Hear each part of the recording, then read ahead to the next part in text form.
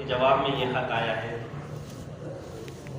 اس لیے ساتھی جو ہے نا دھیان اور توجہ سے خط سن لیں تاکہ اپنے اپنے علاقوں میں جا کر پھر کام کرنے میں ہمیں آسانی اور سہولت رہے۔ بعض اوقات آدمی مجلس میں ہوتے ہوئے بھی مجلس سے غائب رہتا ہے، اور پھر جب واپس علاقے میں جاتا ہے یا کوئی بات سامنے آتی ہے، ساتھی پوچھتے ہیں بھائی تم ان کے مشورے میں گیا تھا، اس کے مطابق کیا بات ہوئی، تو وہ بیچارہ لا علمی کا اظہار کر دیتا ہے، اور کوئی دوسرا ساتھی اسی تقاضے کو چلا رہا ہوتا ہے کہ یہ خط میں یہ بات آئی ہے اور وہاں یہ بات ہم نے ان کے مشورے میں سنی تھی۔ اس لیے جو ہے دھیان اور توجہ سے۔ اسی طرح ہمارے کچھ احباب نیپال تشریف لے گئے تھے، لیکن وہ جو مجلس ہوئی تھی جس میں حضرت نے کام کی ترتیب سمجھائی تھی، کارگزاریاں دی تھی، اب وہ بیچارے اس مجلس میں موجود ہی نہیں تھے۔ تو اب آ کر ان سے ساتھی پوچھتے تو وہ کہتے ہیں یار ہم نے نہیں سنا کہ یہ بات شب گزاریوں کی حضرت نے کی ہے یا یہ کام یہ بات حضرت نے اس طرح کی ہے۔ کوئی سنتا تو تب جب تو مجلس میں ہوتا۔ تو اس لیے جو ہے نا مجلس میں ہوتے ہوئے آدمی کو حاضر رہنا چاہیے۔ بسم اللہ الرحمن الرحیم۔ یہ 18 شعبان المعظم کا خط ہے، 23 مارچ 2021، اور آج 27 ہے، آج سے 4 دن پہلے جو ہے۔ محترمین و مکرمین احباب دعوت پاکستان، جزاکم اللہ وإیاکم ووفقنا اللہ وإیاکم لما یحب ویرضی۔ السلام علیکم ورحمۃ اللہ وبرکاتہ۔ امید ہے کہ مزاج گرامی بخیر و عافیت ہوں گے اور دعوت اللہ کی عالی اور مبارک محنت میں مصروف ہوں گے، اور امت کو اس جوڑ اور سعی پر لانے کے لیے کوشاں اور سعی ہوں گے۔ اللہ رب العزت قبول فرمائے۔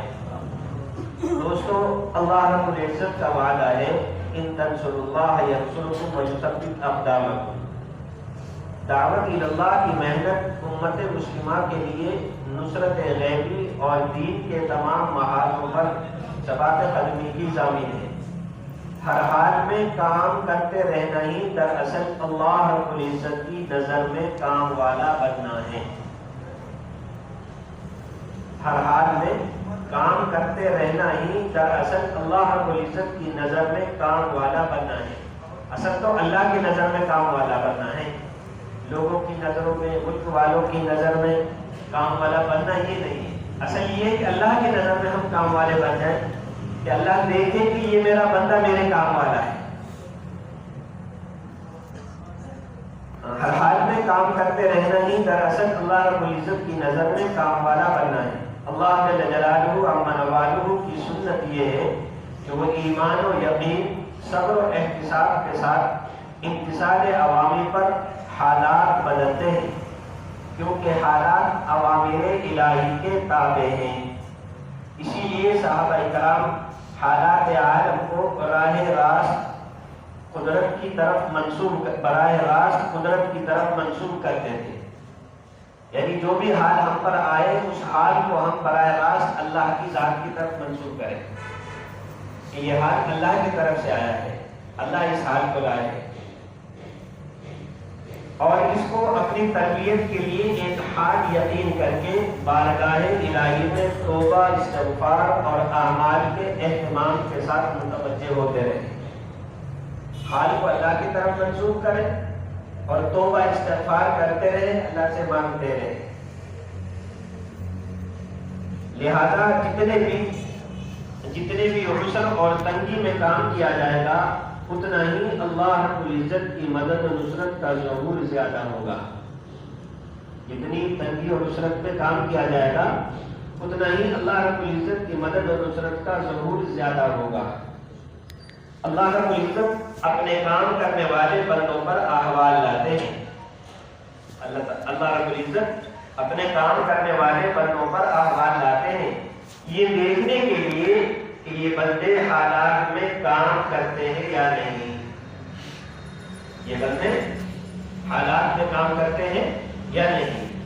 پس اگر کام کرنے والے عدد خصوص صف اول کا وہ عملہ جو اس جوہد کی عمارت کی بنیاد اور اساس ہے صبر و احتساب اور توبہ استغفار کے ساتھ محنت پر ثابت قدم رہے تو نصرت ہائے الہی کا ظہور ایک یقینی عمل ہے۔ اگر ہم اللہ کو اپنی ثابت قدمی دکھائیں گے تو اللہ سبحانہ و تعالیٰ کی مدد یقینی ہوگی۔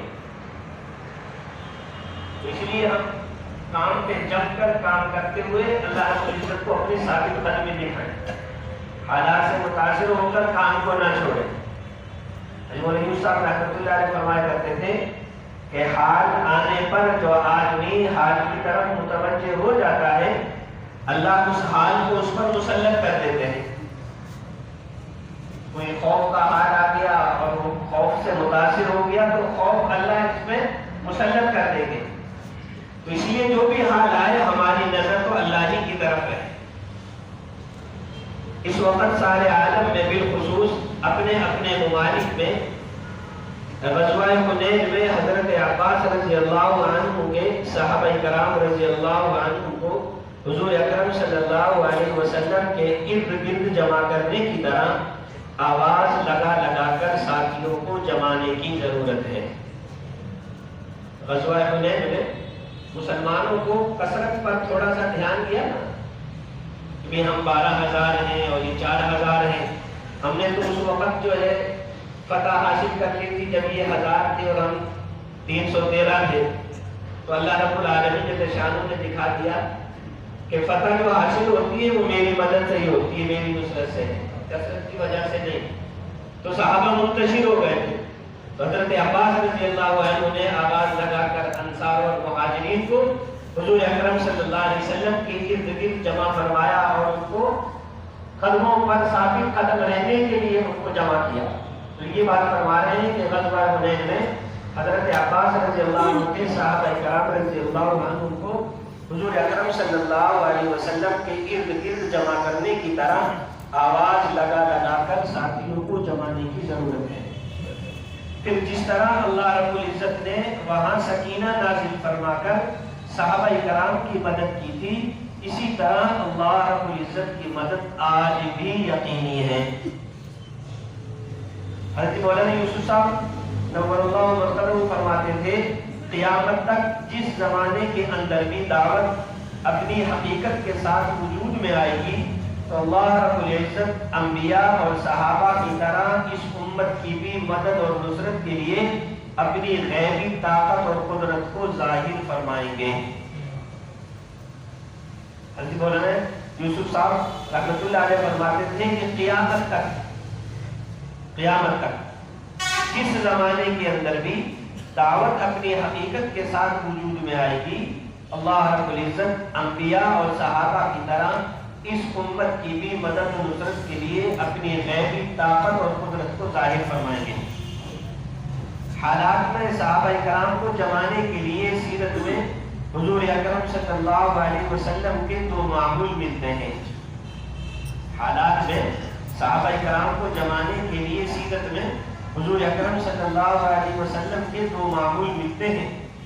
ایک صحابہ کرام کو انبیاء اور رسول اور دعات سابقین کے احوال سنانا، یعنی صحابہ کو پہلے جو انبیاء علیہ الصلوۃ والسلام اور دعوت کا کام کرنے والے جو لوگ تھے ان کے واقعات، اس لیے حضرت جی فرماتے ہیں کہ اگر کام کرتے ہوئے ہم پہ کوئی حال آتا ہے، کوئی پریشانی، کوئی مصیبت، کوئی تکلیف آتی ہے تو ہم اپنی اس مصیبت، پریشانی، حال میں انبیاء علیہ السلام کی قربانی اور ان کی پریشانیوں کو دیکھیں کہ اس کام کرنے پہ نبیوں پر کیا حالات آئے۔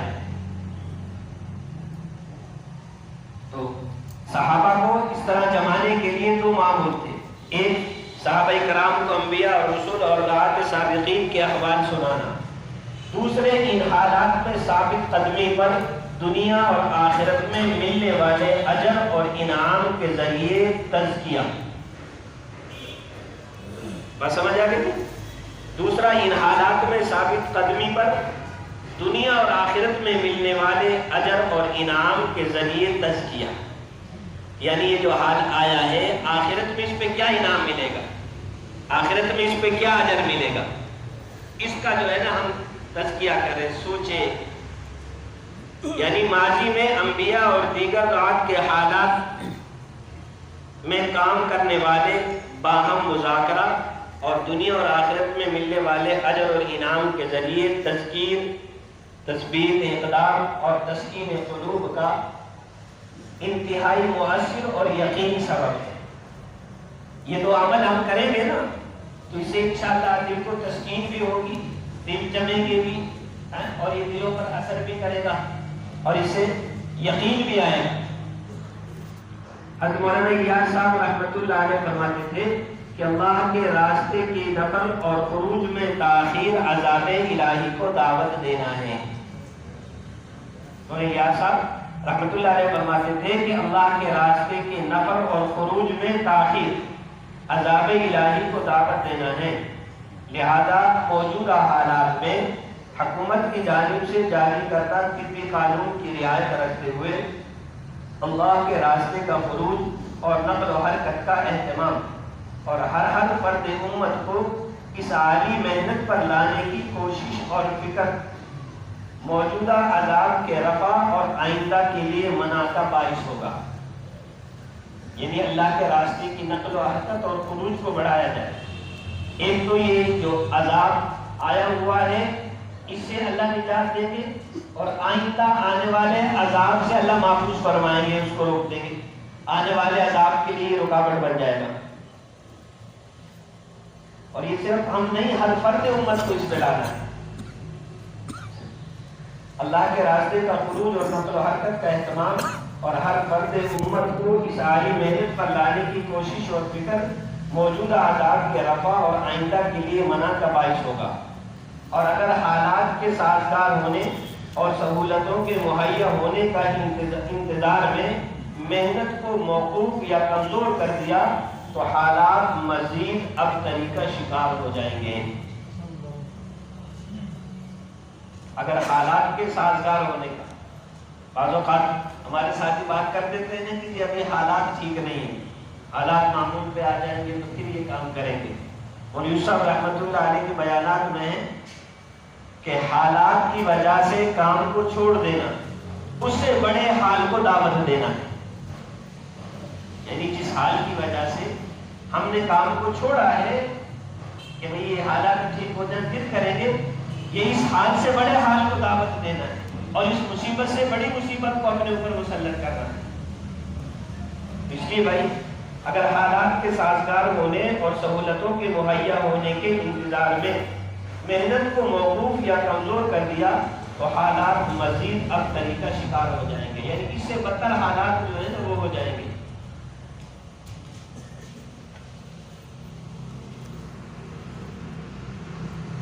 مولانا الیاس صاحب رحمۃ اللہ علیہ یہ بات بھی ارشاد فرمایا کرتے تھے، تم اپنے دین پر عمل کر لو جو تمہارے اختیار میں ہے۔ تم اپنے دین پر عمل کر لو جو تمہارے اختیار میں ہے، اللہ رب العزت اس کے راستے کھول دے گا جو تمہارے اختیار میں نہیں ہے۔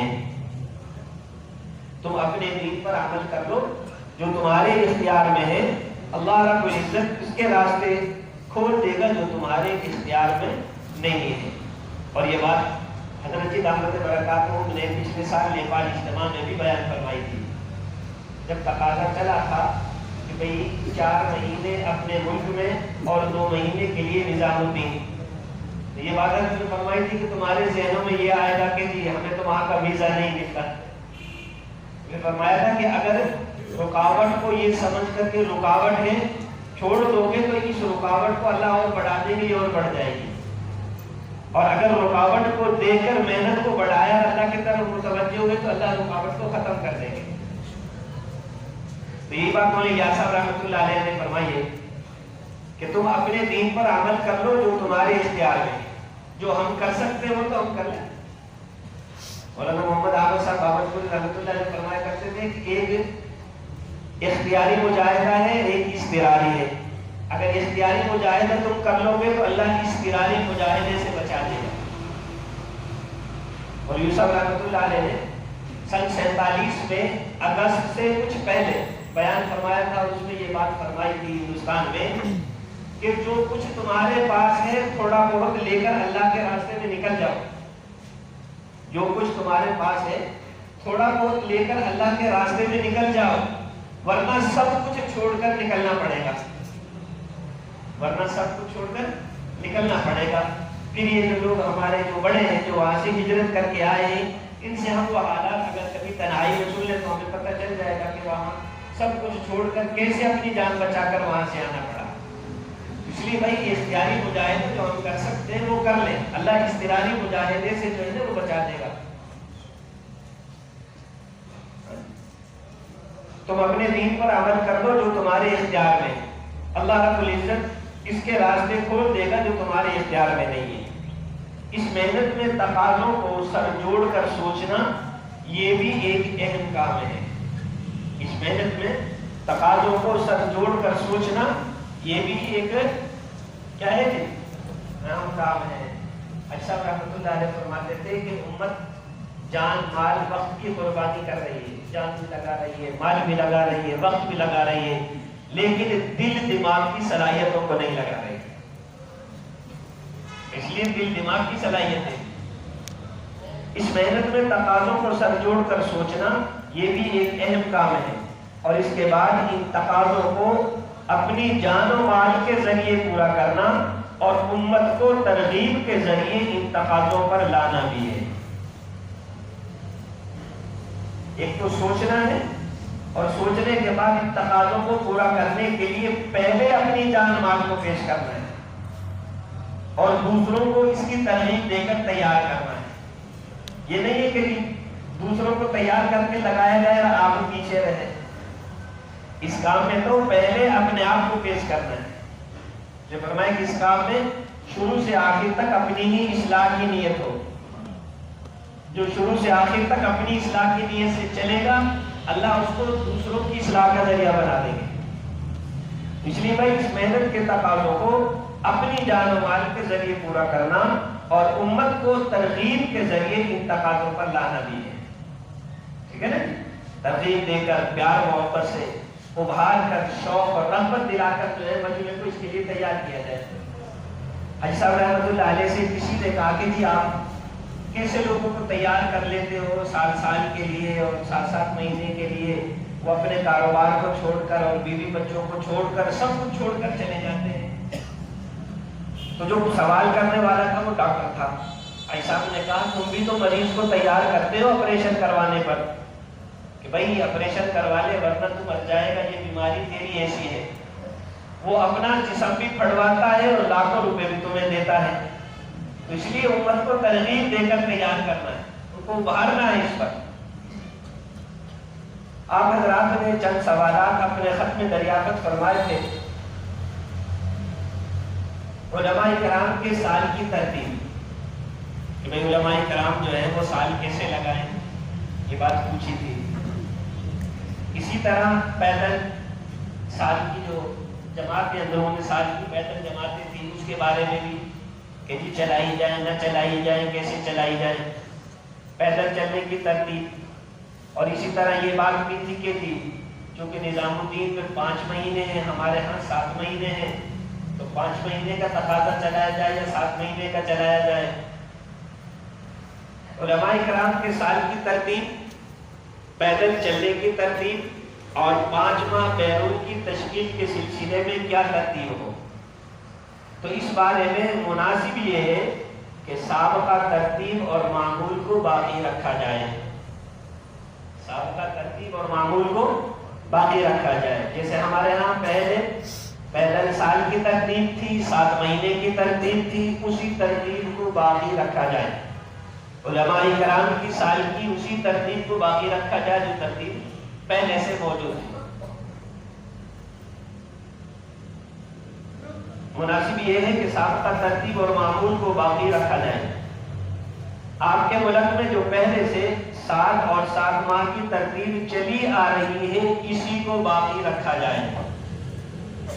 یہ بات ساتھی ذہن میں بٹھا لیں۔ بہت سے ساتھی بیچارے جو ہے نا وہ اس ملک کی مشورے کے بعد سال کا تقاضا اور 7 مہینے کا تقاضا اپنے مشورے میں نہیں چلا دیتے، بھائی اس لیے کہ وہاں ملک کی مشورے میں سال کے اور 7 مہینے سے روک دیا گیا تھا، تو ہم جماعتیں بنائیں نہ بنائیں، لہذا اب یہ ابہام ہم سب کے ذہنوں سے دور ہو جانا چاہیے۔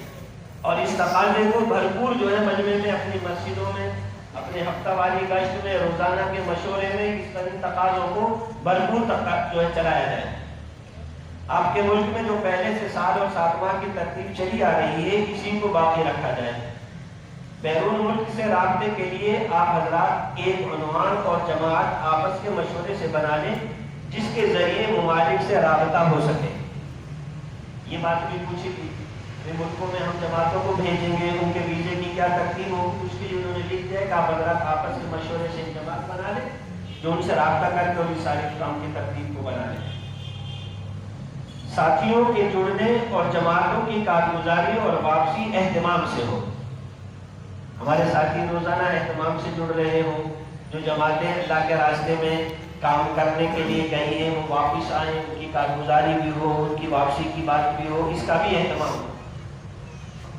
ساتھیوں کے جڑنے اور جماعتوں کی کارگزاری اور واپسی اہتمام سے ہو، اس کے لیے جگہ اور اتھیا علاقائی اعتبار سے ایک ضرورت ہے، لیکن اس کا قیام اپنے ملک کی مشورے سے اپنے علاقوں میں کریں جہاں سنبھالنے کی استعداد اور تقاضا ہو۔ ٹھیک ہے، یہ اپنے ملک کی مشورے میں جہاں ایسے ساتھی ہیں جن میں استعداد ہے اور تقاضوں کو سنبھال سکتے ہیں، کر سکتے ہیں، وہاں اس کی ترتیب بنا لی جائے۔ تعلیم کے حلقے مسجد کے اندر لگانا ہی اصل ہے۔ وہ ایک سوال آیا تھا کہ جی بازار کی تعلیم کا، ویسے تو اس کا پچھلے خط میں ہی ذکر آ گیا تھا مولانا انعام الحسن صاحب رحمۃ اللہ علیہ کے حوالے سے کہ ایک علاقے والوں نے انہیں خط لکھا تھا کہ ہمارے ہاں بڑے پارک ہیں جن میں لوگ کئی گھنٹے جو ہے گزارتے ہیں، تو اگر آپ اجازت دیں تو ہم کچھ دیر کے لیے تعلیم کا حلقہ وہاں پارک میں لگا لیں تاکہ لوگوں میں خبر حشر کی بات ہو۔ تو حضرت نے فرمایا تھا کہ بھئی ہم تو بازار کا عمل جو ہے نا وہ مسجد میں لانا چاہتے ہیں، آپ مسجد کا عمل پارک میں لے جا رہے ہیں، اس لیے کہ تعلیم تو مسجد کا عمل ہے، تو باہر سے ترغیب دے کر مسجد میں لایا جائے۔ اس لیے یہ بات بھی آگے یہ کہ تعلیم کے حلقے مسجد کے اندر لگانا ہی اصل ہے۔ اب ٹھیک ہے، مسجد کے اندر ہی تعلیم کے حلقے لگے۔ ابو ہریرہ رضی اللہ عنہ جو بازار میں گئے تھے نا، تو حلقہ مسجد میں لگ رہا تھا، بازار میں نہیں تھا۔ بازار والوں کو تو دعوت دی تھی انہوں نے کہ مسجد میں میراث تقسیم ہو رہی ہے، اور خود بازار میں وہاں ٹھہر گئے۔ ٹھیک ہے نا، تو اس لیے تعلیم کے حلقے مسجد کے اندر لگانا ہی اصل اور مطلوب ہے۔ البتہ جس طرح مسجد کے قائم مقام ضرورتاً مصلح قائم کیے جاتے ہیں، ایسی جگہوں پر اعمال دعوت کا قیام اہتمام کے ساتھ کیا جائے۔ اللہ تعالیٰ اخلاص اور استقامت کے ساتھ آپ حضرات کو چلتے رہنے کی توفیق عطا فرمائے اور آپ کی محنتوں کو قبول فرمائے۔ فقط و سلام بندہ محمد سعد و احباب مشورہ بنگلہ والی مسجد۔ یہ دعوت ہم دیں کہ الحمدللہ ہم جس ترتیب سے کام کر رہے ہیں وہ حضرات کی منشا اور ان کی اجازت کے مطابق ہے۔ جو عمل بھی ہم کرتے ہیں ان سے پوچھتے ہیں، وہ اس کی اجازت دیتے ہیں، پھر اس بات کو ہم اپنے مجمع میں چلاتے ہیں۔ ہمارے پاس آ کے ان کو یہ کہا جاتا ہے کہ جی حضرت نے کام نہیں دیا، یہ ترتیب حضرت نے نہیں بتائی، تو اس لیے ہمارے بہت سا مجمع اس میں نیا ہے، بیچارہ پہلی مرتبہ آیا ہے، ان کے سامنے یہ باتیں نہیں ہیں، تو اس لیے ان کے ذہن میں بھی یہ بات ہو کہ الحمدللہ جس ترتیب سے بڑوں نے ہمیں بات بتلائی سمجھائی، اسی ترتیب سے ان کے حکم کے مطابق، ان کی اجازت اور ان کی منشا کے مطابق الحمدللہ یہ کام اسی ترتیب سے ہو رہا ہے۔ کے جواب میں یہ خط آیا ہے۔